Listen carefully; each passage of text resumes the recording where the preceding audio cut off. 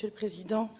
Je savais déjà que l'Autriche était un pays, certes enclavé, sans accès maritime, mais avec de grands skippers à la voile.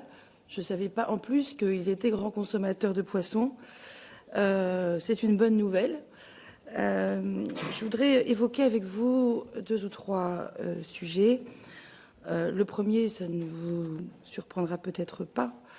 En tout cas, ça ne surprendra pas tout le monde dans votre délégation. C'est celui du FEAMP, du Fonds pour les affaires maritimes et la pêche, et surtout à son devenir. Le problème, puisque nous allons être amenés à discuter du futur cadre financier dans les semaines et les mois qui viennent, enfin je l'espère en tout cas. D'ailleurs, si vous avez une information sur ce plan pour nous dire quand est-ce qu'on va pouvoir vraiment sérieusement commencer à discuter entre Conseil et Parlement, ça m'intéresse beaucoup. Mais ce qui est clair, c'est que nous avons dans la proposition de la Commission des compétences supplémentaires pour ce fonds en matière d'Europe bleue, notamment sur les énergies marines et autres investissements de la sorte.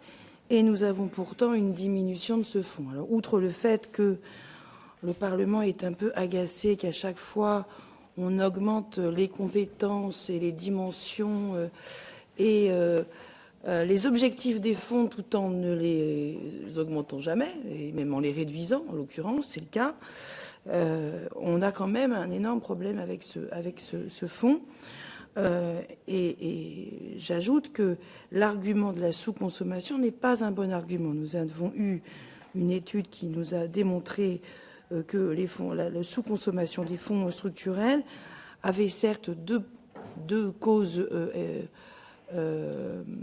qui pourraient être structurelles, d'une part, enfin structurelles, non conjoncturelles, pardon. L'une était la crise économique des années 2008-2009 qui a diminué le cofinancement des États. La seconde étant la complexité renforcée dans le cadre financier 2009-2013 sur l'accès aux fonds structurels. Et le troisième élément, qui est rassurant celui-ci, c'est qu'en fait, les courbes de consommation sont décalées dans le temps, mais que finalement, contrairement aux inquiétudes initiales, il n'y aura pas de sous-consommation à la fin du cadre financier. Il risque d'y avoir un décalage. Bref, tout ceci pour dire que nous avons un problème avec ce fonds. En plus, c'est complètement ridicule, pardonnez-moi de le dire ainsi, mais nous sommes sur des tout petits montants.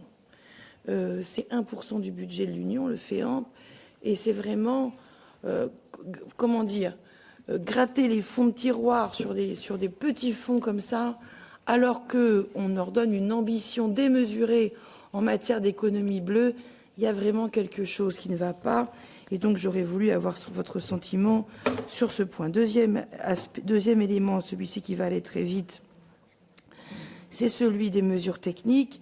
C'est vrai que c'est un dossier épineux, mais nous comptons vraiment sur votre présidence pour le mettre, pour aboutir, avec toutefois, je dirais presque une alerte amicale de ma part sur le fait que, évidemment, le Parlement souhaite que son vote en première lecture soit respecté dans les meilleures conditions dans la négociation. Troisième élément, puisque je suis rapporteur sur le contrôle des pêches, on a un problème de calendrier puisque la Commission a sorti assez tardivement sa proposition législative.